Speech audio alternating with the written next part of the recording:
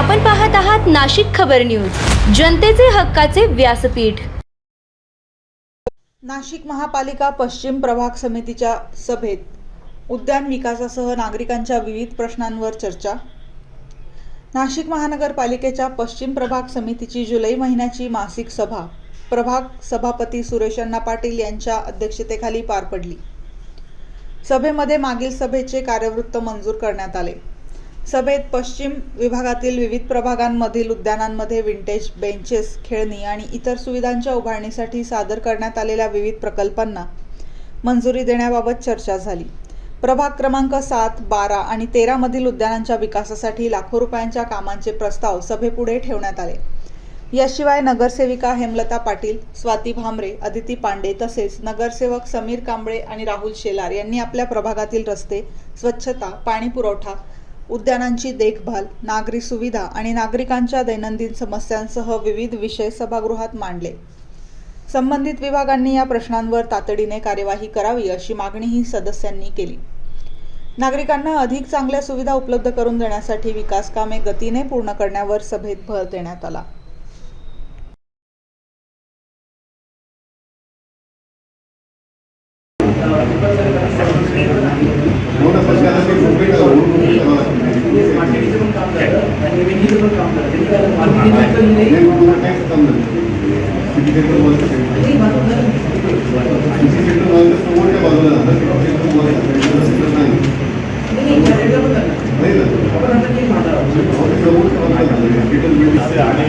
उपस्थित सर्व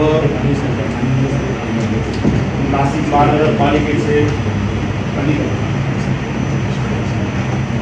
राष्ट्राचा अत्यंत जिव्हाळ्याचा प्रश्न म्हणजे पाणी प्रश्न। मी संबंधित अधिकाऱ्यांना इतकं विचारतो का परवा रात्री सीतादेवीपासून कुंभावाड चौकापर्यंत पाणी वितरण मी रस्ता खोदला, कशासाठी खोदला माहित नाही। तिथं गेल्यानंतर संध्याकाळी खोदलो, संध्याकाळी 7 नंतर ते अधिकारी तो रस्ता खोदला असताना त्यांनी पाण्याच्या ज्या लाईन असतात त्या तोडल्या, ड्रेनेज लाईन तोडली। बरं ठीक आहे, आम्ही तिथं गेलो बघायला, की तोपर्यंत जेसीबी वाला कर्मचारी रिटायर्ड झालो। ठीक आहे, बरं आम्ही त्या ठिकाणाला तो नंबर मिळवला, मी संबंधित अधिकाऱ्यांना फोन केला, काय त्या लोकांनी फोन केला की जलकुंभ हा भरलाच जात नाही अण्णा, तो शिवसत्यावर नवीन जलकुंभ झालेला आहे, तो जलकुंभ पूर्णपणे भरला जात नाही। तो का भरला जात नाही, तुम्ही का साईड व्हिजिट करा, की कुठे काय प्रॉब्लेम आहे याचं उत्तर आम्हाला पाहिजे। तसंच काही ठिकाणी सदैव नगरच्या तिकडच्या खालच्या भागात अतिशय गढूळ पाणी जाते आहे, तर अधिकाऱ्यांनी एकदा प्रत्यक्ष व्हिजिट करावी कुठे काय चालू आहे असं, आणि पाण्याचा प्रश्न कधी मिटेल याचं लवकरात लवकर तुम्ही काहीतरी नियोजन करावं।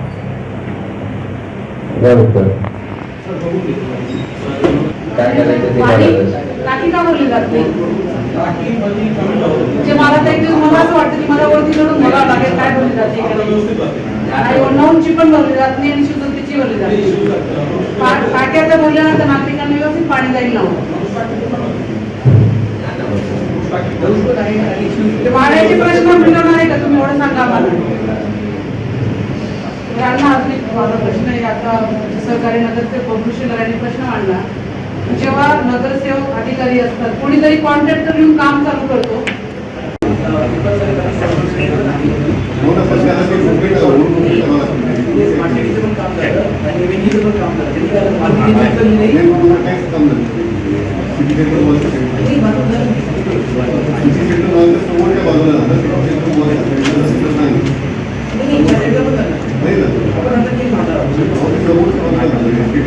आणि उपस्थित सर्व नाशिक महानगरपालिकेचे अधिकारी, राष्ट्राचा अत्यंत जिव्हाळ्याचा प्रश्न म्हणजे पाणी प्रश्न। मी संबंधित अधिकाऱ्यांना इतकं विचारतो का परवा रात्री सीतादेवीपासून कुंभावाड चौकापर्यंत पाणी वितरण मी रस्ता खोदला, कशासाठी खोदला माहित नाही। तिथं गेल्यानंतर संध्याकाळी खोदलो, संध्याकाळी 7 नंतर जे अधिकारी असतात, तो रस्ता खोदत असताना त्यांनी पाण्याच्या ज्या लाईन असतात त्या तोडल्या, ड्रेनेज लाईन तोडली. बरं ठीक आहे, आम्ही तिथं गेलो बघायला, की तोपर्यंत जेसीबी वाला तो कर्मचारी गायब झालो. ठीक आहे, बरं आम्ही त्या ठिकाणाला नंबर मिळवला दुसऱ्या दिवशी. मी संबंधित अधिकाऱ्यांना त्या मोठ्या मारुती मंदिरच्या इथे आहे, कुंभक रोडला आहे. तेवढ्या भरा रात्री लोकांना अजिबात लक्ष देत नाही. आता पाणी भरलं ना पुढे काहीच कळत नाही. अनेक एजन्सीने काम केलेलं आहे. आता माझंच कॉलेजमध्ये सांगतो की तिथे शिल्पवाला 15 मीटरचा रस्ता आहे तिथे आपला रोड, तो सोडून दिला आणि आमचं ते रस्ते करायला ताबडतोब दुरुस्त करायला सांगा. 2 दिवस पाऊस आहे, पण परवा दिवशीपासून तेव्हा दिवशीपासून प्रभागातले सगळे रस्ते दुरुस्त झाले पाहिजेत. आणि सगळ्यात महत्वाचा जो आरोग्याचा प्रश्न सांगितला, कुठे शंकर अतिशय गोडबोला माणूस आहे हा. म्हणजे फक्त गोड बोलून कामं होत नाही. होत नाही 2 मिनिटात ट्रॅक्टर येतो, 5 मिनिटात ट्रॅक्टर येतो. अरे 5 मिनिटं 2 मिनिटं काही काम होत नाही, करावी लागेल. आमच्या इथले ब्लॅक स्पॉट उचलले जात नाही आणि आम्ही त्या संदर्भामध्ये पहिला तुमचा फोन उचलायला सुरुवात करा. स्पष्टपणे सांगते की फोन उचलायला सुरुवात करा. खातून 10 मिनिटात पाठवा. तुम्ही भले सांगा संध्याकाळी पाठवतो, उद्या पाठवतो, आम्हाला चालेल. पण आम्ही लोकांना तुम्ही 10 मिनिटात सांगता, आम्ही लोकांना सांगतो की 10 मिनिटात येणार आहे. 2 दिवस तुमचा परत फोन लागत नाही. तर शक्यतो तक्रारीचा वाव घेऊ नका आणि तुमच्याकडे इतकी वाहनं उपलब्ध आहेत तर नगरसेवकांचे प्रश्न सोडवा, एवढीच मी या ठिकाणी विनंती.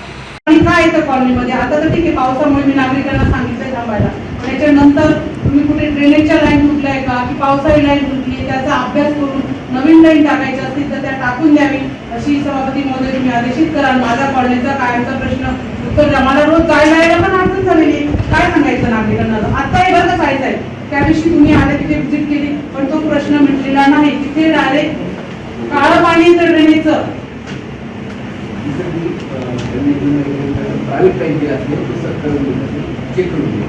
चेक करून काळांचा मिटवा तो प्रश्न. त्याच्यावर उपाय करा. आपण त्या दिवशी बघितलं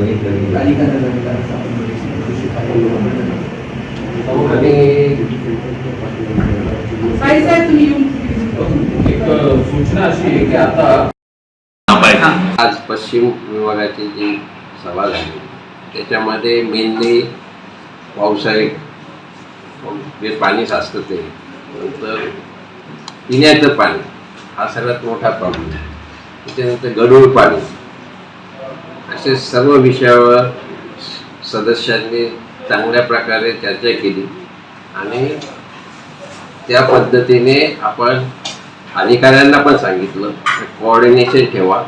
कोऑर्डिनेशन असल्यावर बऱ्याचशा गोष्टी बोलून सुटतात आणि एकमेकांना जर आता बाहेरचे काही कॉन्ट्रॅक्टर आलेले आहेत त्यांना सुद्धा ह्या प्रशासनाने यांचं कोऑर्डिनेशन करून द्यायला पाहिजे. कोऑर्डिनेशन केलं तर ते कोण काय करतं हे पण कोऑर्डिनेशन झाले होत नाही, त्याच्यामुळे बरेच प्रॉब्लेम येतात.